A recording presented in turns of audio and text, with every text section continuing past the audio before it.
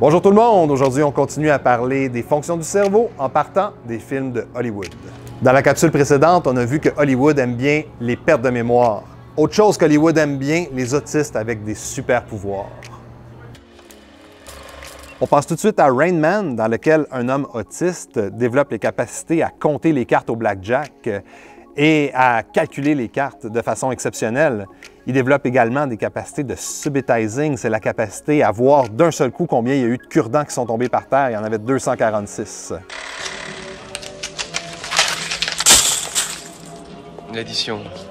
Excusez-moi, il m'en fallait un. 82, 82, 82. 82 quoi, Ray? Tu dois combien? Cure-dents.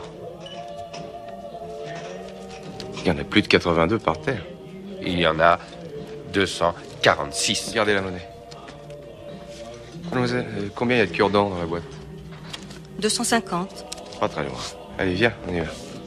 246. Ouais, Il en reste 4 dans la boîte. évidemment. Il faut que je prenne mon sac à dos. Faut pas oublier son sac à dos.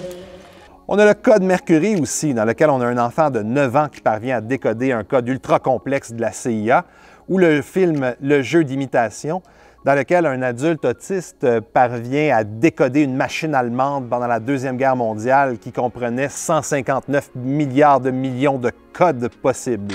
Je suis en train de concevoir une machine qui nous permettra de déchiffrer tous les messages codés, tous les jours, en un instant.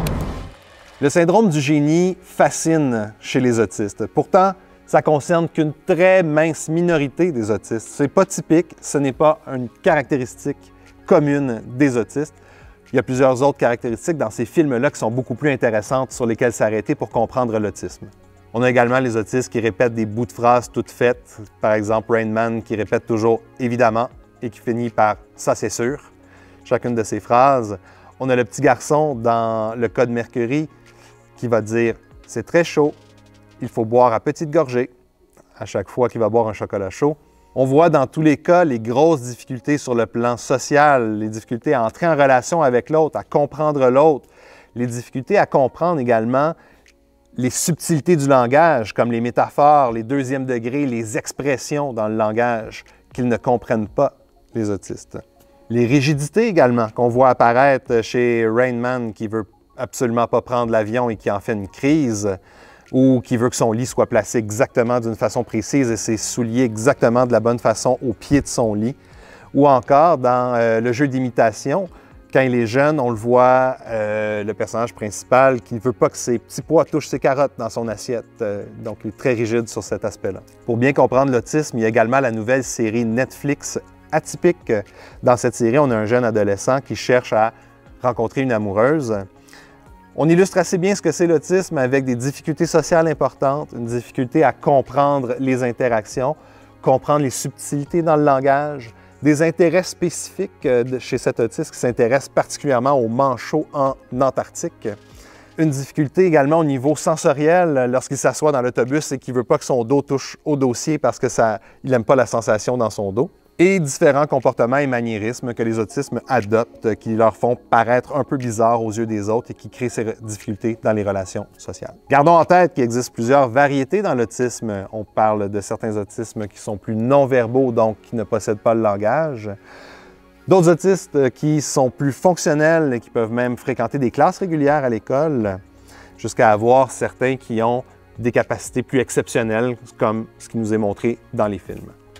Parlant de pouvoirs spéciaux, il est maintenant temps d'aborder un des plus grands mythes en ce qui concerne le cerveau, le mythe des 10 ou 20 %. Ce mythe-là est abordé dans les films Lucie et dans le film Sans limite. On regarde ça. Lucie. J'utilise 28% de mes capacités cérébrales. J'arrive à ressentir chaque chose vivante. Depuis quand tu sais écrire le chinois? Depuis 1 heure. Tu sais que t'as accès à seulement 20% de ton cerveau? Ce truc te permet d'utiliser 100% de ses capacités. Ils ont testé la molécule et la FDA l'a approuvé. Juste parce que je suis curieux de nature, hein, et c'est tout. J'étais aveugle et j'avais recouvré la vue. Un cachet par jour, et je n'avais plus de limite. J'avais désormais soif de culture. Et depuis quand tu parles italien? J'avais fini mon livre en 4 jours. Je voudrais renégocier mon acompte. Je comprenais l'intérêt des maths. Le mythe viendrait d'Einstein, qui aurait déjà dit qu'on n'utilise que 10 % de notre cerveau. Avec les années, ça s'est transformé en 10 %, 20 %, 30 %, 30 % de nos cellules, 30 % de nos capacités.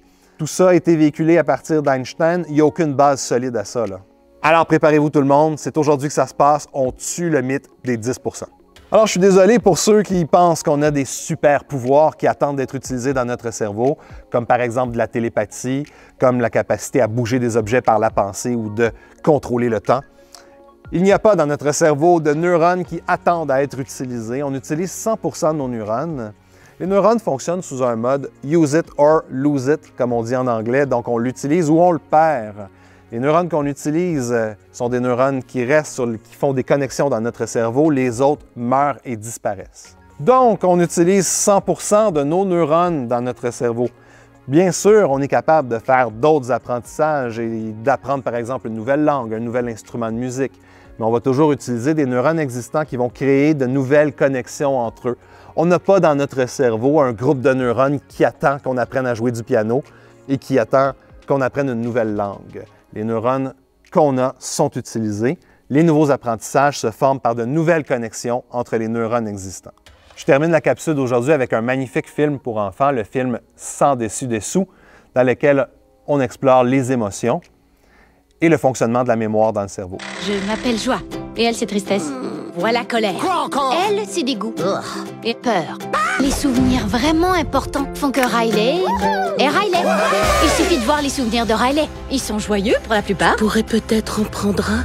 Quoi? Qu'est-ce qui se passe? Tristesse! Elle a détraqué le souvenir. T'es certaine que ça va? Oui, je crois. Répare-le! Non. La mémoire centrale! Est-ce que j'ai le droit de dire un gros mot maintenant?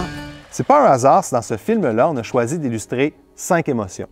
Il y a des recherches dans les années 70 qui ont démontré qu'il y a un groupe d'émotions de base qui sont reconnues à travers toute l'humanité, peu importe où on se trouve sur la planète, dans une ville ou dans une tribu. Dans la jungle, les gens arrivent à reconnaître 5 expressions faciales principales, c'est-à-dire la joie, la tristesse, la peur, la colère et le dégoût.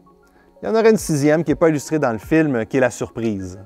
Ces émotions-là, donc, seraient à la base de l'humanité. Tous les humains les comprennent, les expriment et les connaissent, ces émotions-là, seraient à la base de notre cerveau. Par contre, des nouvelles études plus récentes ont semblé démontrer qu'il y a plus de subtilité dans les émotions qui sont communes à tout le monde. Cette nouvelle étude a démontré que la majorité des gens étaient capables d'interpréter une même situation avec des émotions plus subtiles, comme par exemple la honte ou la confiance, ou la déception, ou le malaise, ou même une douleur empathique envers l'autre. Des émotions plus subtiles, mais que tout le monde reconnaît. Un bel exemple de ça, ce sont les emojis qu'on a maintenant dans nos téléphones qui permettent d'illustrer nos émotions. On en a une quantité qui permet d'illustrer une quantité d'émotions variées, mais que tout le monde comprend et décode parfaitement bien. Hollywood aime bien utiliser les fonctions du cerveau dans ses films. J'espère que la capsule d'aujourd'hui vous aura éclairé. On m'appelle le neuropsy, pour moi c'est tout. That's it.